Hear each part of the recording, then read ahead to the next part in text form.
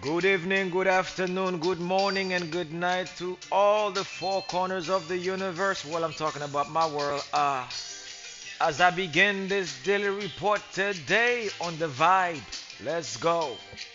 Even though I'm not in the mood because Mikel Arteta, my lord, bro, this guy. Happy Friday, everybody. Another prediction weekend when it comes to the football. Well, not football, mostly combat universe, boxing and MMA.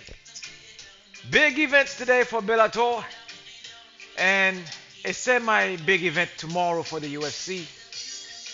Man, oh, let's go into this.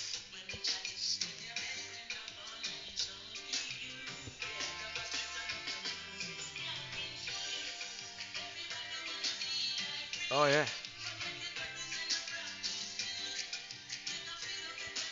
To all my Arsenal fans, it is with great sadness I'm here to announce another loss when it comes to our transfer targets. And Moses Caicedo, as I predicted last month, he was not going to be an Arsenal player. And now it has come to pass. This young man will be playing for Chelsea FC, our London rival, this coming season and for the next 4 years.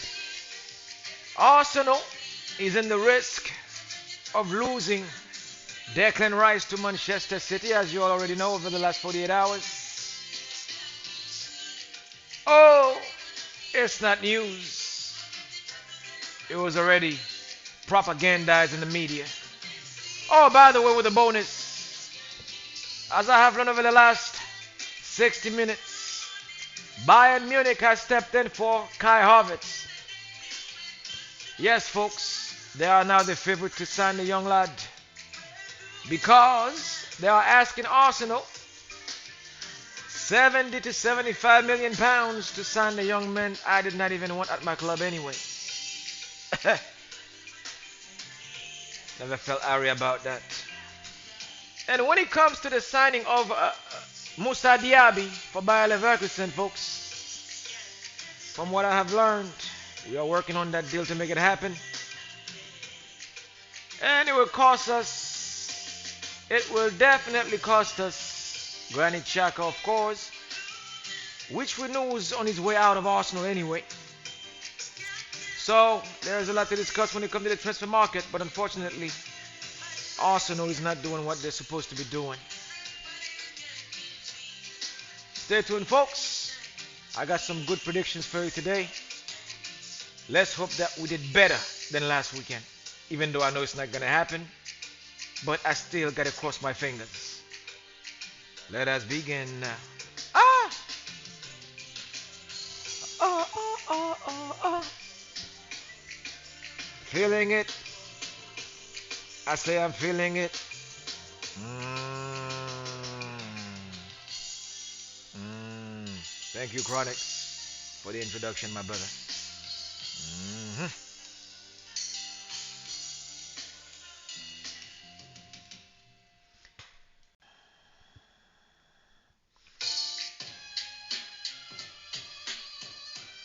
And just like that, we are back. We are back with a new edition of the Daily Sports Report. Let me begin with my rival, Tottenham Hotspurs. Before I do, I want to give respect to the Wutang clan. I was inspired to just make this solo. Shout out to RZA. Respect. And Rick One and them. But anyway, I'm not here to discuss music. I'm here to discuss football. Let me begin straight with that. But before I get to football, I would like to address the issue at Arsenal because I have to make sure that we address our condition and our situation first prior to anything else. Arsenal fans, you guys, I know you guys have this thing where you just want to make wishes come true. And as we warned you before, I don't think that the people at this club is into your best interest when it comes to signing the players that you need to win things. Especially now being in the competition called the Champions League, where only the big boys come out to expose and show you what their toys are capable of. And Arsenal don't have any toys to play with when it comes to the Champions League. We're not in the level of the Real Madrid, the Barcelonas, the Bayern Munich, the Juventus, the AC Milan, the Inter Milan, the Chelseas, or the Manchester Cities of the world. This club will always drag foot when it comes to stepping up when it matters the most. Now, we all knew that Declan Rice was supposed to be an Arsenal player based on the report that came before the conference finals, which West Ham won with Declan Rice as their captain, right? Good. Now, everything has concluded, and we were waiting for Declan Rice to sign up with Arsenal. The issue is not coming from Declan Rice, folks. It's coming from Arsenal's camp. As they've been doing to us since 2006, not buying the players that we need and the caliber that we need to win competitions to compete with the powerhouses of Europe. Now, Arsenal, after, well, Stan Kroenke were on the club and Josh Kroenke as his son, after winning the NBA Finals with the Denver Chicken Nuggets recently, over the last 72 hours, we should have been the first to spend some of that NBA bonus money to buy the likes of Declan Rice and Moises Caicedo, who is now going to Chelsea. When it comes to Arsenal, it's the same stuff they've been doing for the last 2 decades, which is wasting my breath and my time. Even though my devotion for the club will never drop because it's my club and I cannot divorce it. Being an Arsenalist is like being married to your wife. Something you cannot just break apart from. Okay? I think this is what they're using against us as Arsenalists. They know that we cannot support any other club. We will die supporting this thing. It's in our DNA. You cog for life once you are signed up for this program. And they're using you to buy precious goods, shirts, pants, cleats, little cups. But when it comes to our devotion, shouldn't we be rewarded for our devotion to the football club? Huh? We are less than 2 months away from beginning a new season on August 12th, based on the new fixtures that was released in the last 48 hours. And transfer market has begun, and so far we are the only club in the top so-called 7 who's been dragging ass like a dog who's lost his rear legs. Why is this? I blame this not on our scouts. The scouts did their duty. The managerial staff. And I'm going to begin with Edu, who was in his private residence somewhere in Makoskos, Greece, throwing up a barbecue. He should have been in London concluding the signing of Declan Rice. Instead, we propose £80 million, which is an insult to West Ham United, by the way, because they value their main captain as a 120 to 115 million pound footballer. Now, understand that the young man is 24 years old. He's on the cusp of becoming the new superstar in England. Jude Bellingham is 20 years old or 21 years old, right? Or 22 if I'm not mistaken, right? Who recently signed for Real Madrid for the sum of 112 million pounds. That's what the big dogs do. That's why Real Madrid is the greatest football club in the world, the kingpin pound for pound. And now, in England, Manchester City is following that same ethics. You want to be the big dog? You got to spend the big money. Look at the result. Manchester City spent £100 million on Jack Grealish. Arsenal fans, some of you guys were the first to criticize them for doing so. Well, why would they spend £100 million on a guy from Aston Villa? To win things like the Champions League. That's why they spend that kind of money. So, did you really think that you are going to go chase somebody's captain at their prime at the age of 24 for £80 million lowball offer? I don't know what world you live in. Or if Mikel Arteta is somewhere in the tent doing the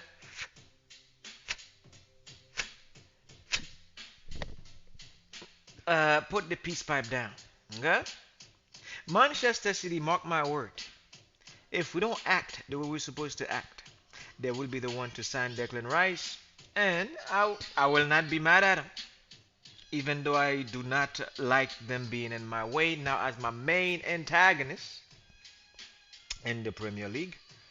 Even though Manchester United is due back for a return with that kind of money that got paid the other day for 5.5 billion.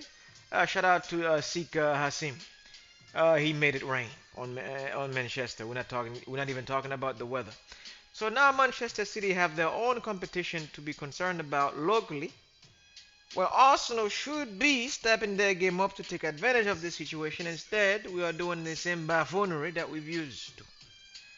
When people like Turkish, people like Troops, people like Stricto, people like me start criticizing this club, people like Lee Gunner, who sometimes we project as an a-hole, but he's not being an a-hole. He's just tired of it. This football club sometimes just make you want to freaking tear your everything inside your crib up. This maniac of a managerial system that we have at this club must come to an end.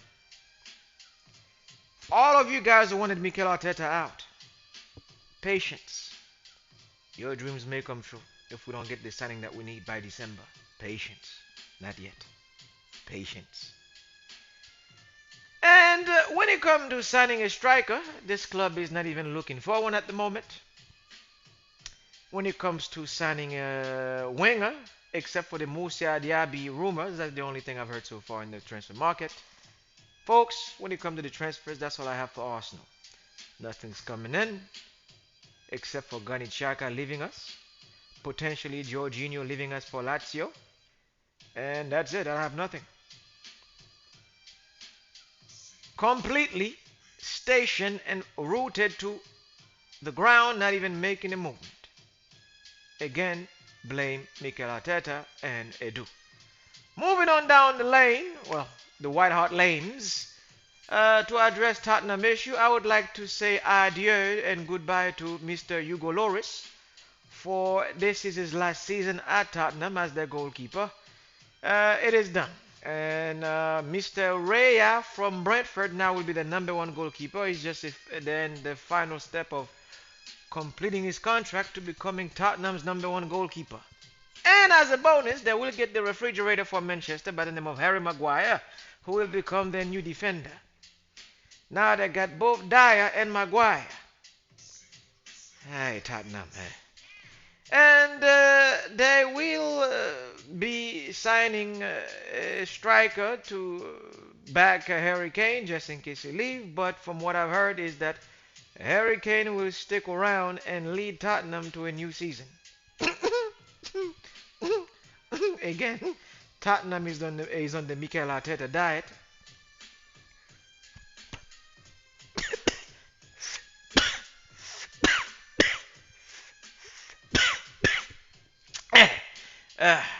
Hang there with me, folks. And when it comes to more football news, Manchester City will be losing one of their main players to Bayern Munich.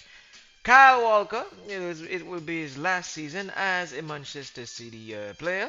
What a way to go out on a high after winning the Premier League, the FA Cup, and the Champions League.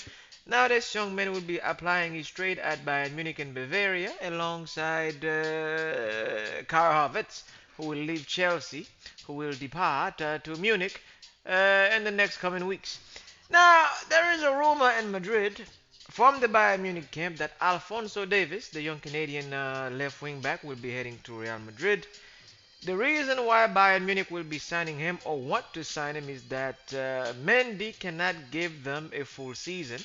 That's why you saw Kamavinga playing out of position as a left wing back, which cost them the Champions League against Manchester City.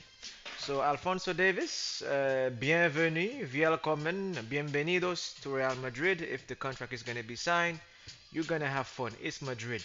The kingpin is back. And another player heading to Madrid, potentially, we're talking about a 70 to 80% probability, is Lautaro Martinez. Yes, folks, the Argentine who lost the Champions League to Manchester City recently is on his way to Madrid. This is why they put a break on the Harry Kane signing. and as well as the Kylian Mbappe rumors. According to what I'm hearing, Kylian Mbappe would like to stay in France for one more year, but Paris Saint-Germain do not want to let him stay because next year, if he stays, they're gonna lose him on a free. And they're not stupid to lose Mbappe at 25 years old for zero penny. So right now they're looking for the highest bidder and the favorite team to sign him now. I'm saying now because after the last 48 hours, we know Manchester United now got money to burn. Folks, Manchester United are the favorites to sign both Kylian Mbappe and Neymar Jr. from Paris Saint-Germain. You heard it here first. Even though Neymar is not making the news in the tabloids, yes, folks, Manchester United will get a two for. Two for one. First, Kylian Mbappe, if Madrid don't come up with the money, and they're looking to get paid 160 million pounds for Kylian Mbappe. And then Neymar will be an add-on for Manchester United. And Sheikh Jassim is like, young man, look here. Eh, I got the bread. He got the money, folks. It's not a game. And the Qataris come with the money that we all know that they got. And signing Neymar and Mbappe will be like buying a brand new Tonka truck for Father's Day, for your kid's birthday when it comes to them. That's the kind of money they got. That's called power. That is something Arsenal need to learn from. Perhaps we need new owners to afford the players that we need. But anyway, now when it comes to football news, do I have any more? Oh yes, I would like to give the last piece of my football report. Congratulations to the new inductee for the Three Lions, Mr. Eze. Eberechi Eze, we all know as Eze, simply at Crystal Palace, one of my favorite footballers in England, has finally got his three-line call, and he's with the squad right now. And I think he's gonna be featuring in the game for England versus Malta. I don't know, but again, Eze, congratulations. I know you've been plagued by injury, but it is good to have you back. And man, I wish that you stay healthy for the upcoming season because I love seeing a footballer express himself, especially midfielders, my favorite position, which I've played in when I was in school. And Eze is a definition of a pure midfielder. Another reason to cheer up for the new crop of English squad because when you look at the likes of Eze, Jude Bellingham, Declan Rice, you're looking at guys like James Madison, Jack Grealish. Man, the possibilities are endless. But we all know management will always be an issue when it comes to the Three Lions. As for the Brazil squad, I have no news. Well, they're working on their Copa America preparation. And for the French squad, I don't have to pay attention to them. I know they're doing a very good job with Deschamps. And, well, keep it up, guys. And that's all I have for the football report. Stay tuned, folks. I will come with your predictions on how to cash in on the Bellators tonight at 6 p.m. and for tomorrow, UFC. And, of course, my Haitian cousin, American young lad from New Orleans, Mr. What's your name again, young man? Régis Progrès, Sac Passé Cousin from New Orleans, the young Rougarou, the sorcerer as we call him, 34 years old. We'll be going at it. Stay tuned, folks. I got your prediction coming up. Grab your pen and paper. Hey, cash out, just like I gave you guys last weekend. Let's go. Hmm. Sports fans, combat fans, especially MMA and boxing, let's go straight to the MMA world. Let's get straight to it. We have for the weekend Bellator. It's actually tonight at 6 p.m. If you can get to this thing quick, get to it and place your biddings, folks. I got three bouts for you when it comes to Bellator. I'm gonna start with the main event. We're not gonna do heights or weight today. We're just gonna get straight to the predictions. We have Vadim Nemkov from Mother Russia versus the Cuban machine Yoel Romeo. To those of you who followed the UFC in the past, you know who this guy is. El Soldado de Dios. The soldier of Christ who's about to step, as he called himself in the octagon, is about to step inside the Gladiators pits tonight at 8 p.m. and the main event for a title fight to see if he can strip Mr. Vadim Nemkov off the belt, which will highly be unlikely. With a record of 15-6, 15 wins, 6 losses, and 0 draws, the challenger, the Cuban machine, Yoel Romero, will be challenging the Russian machine, Vadim Nemkov, at the record of 15 wins, 2 losses, and 0 draws. And your favorite to win this fight will be Vadim Nemkov. And it will be by a TKO or a knockout. This, I'm looking at a decision for 5 rounds, but make no mistake, folks, this will not make it to 5 rounds. And your victor will be the Russian machine, Vadim Nemkov. If you want to make your money, put your bet for a TKO or a KO before round 5. Now, moving on to the co-main event of Bellator tonight, we have Anthony the Matrix Pettis' young brother with a record of 22 wins and 5 losses and 0 draw, going toe-to-toe against Patricio Pitbull Ferreira from Brazil. And you wonder who's going to be the favorite to win this match tonight. Folks, put the money down on Patricio Pitbull, the Brazilian machine, Ferreira, at 35 wins, 5 losses, and 0 draws. I would like to go with Sergio Pettis. It's just that you are inexperienced to face the aggression of Patricio Pitbull. This man wants to challenge for the belt soon. And beating you will put him in a position just to do just that. So, young man, to all my bettors out there, go with a technical knockout. I do not see a knockout. I see a TKO, straight TKO for this one. Patricio Pitbull Ferreira for Bellator tonight. And then for my last prediction for Bellator, we have Phil, the wrestling machine Davis from Pennsylvania, Pittsburgh to be precise, at 25 wins and 6 losses, 0 draws, facing Corey Anderson, 16 wins, 6 losses, and 0 draws. I support my wrestlers as always, and I got to go with Phil Davis, another fighter coming from the UFC. Now, moving on to the UFC, we have this Saturday night Marvin Vittori for 47 on ESPN against Jared Cannonier. Boy. If you ask me who's going to win this one, with the record, Cannonier 16 wins, 6 losses, 0 draws. Marvin the Italian Diamond Vittori, 19 victories, 6 losses, and 1 draw. I'm gonna go with youth on this one here, and youth favor the 30-year-old Marvin Vittori, where Cannonier is 37 years old, and he's coming off a loss. Ooh. And I believe that was against Alex Pereira, if I'm not mistaken. Man, I have to go with Marvin Vittori because again, youth. 30 years old, 37 years old. Yes, Jared Cannonier got the wrestling. He got the power in both fists. Make no mistakes, he can knock out Vittori in any given minute. But again, if we get to the 4th round and the 5th round in the octagon, youth, cardio, and we know Marvin Vittori is a cardio freak coming from Rhode Island's gym. I don't know if he's still trained there with the likes of who work at the Staten Island again?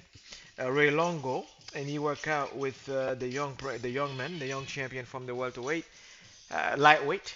So, dude, for all my MMA bettors right there, just go with Vittori, bro. I don't want to confuse you guys. So it's guaranteed that this guy can outlast Cannonier for 5 rounds.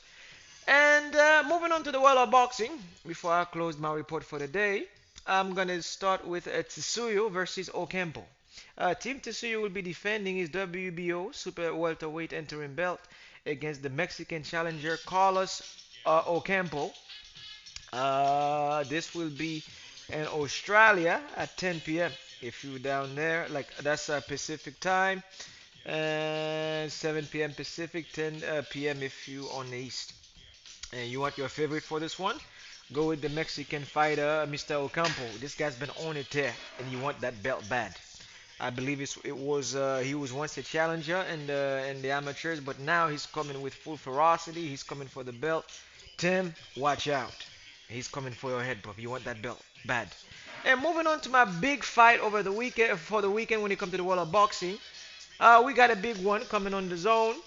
This will be at 8 p.m. We got my young cousin from New Orleans, the young prince that they call the Lugaru, which is a bad name by the way. If you following cultures when it comes to New Orleans or northern Haiti, the Lugaru means like the witchman and the boogeyman, and this guy will be bringing it to the young Danielito Zolila.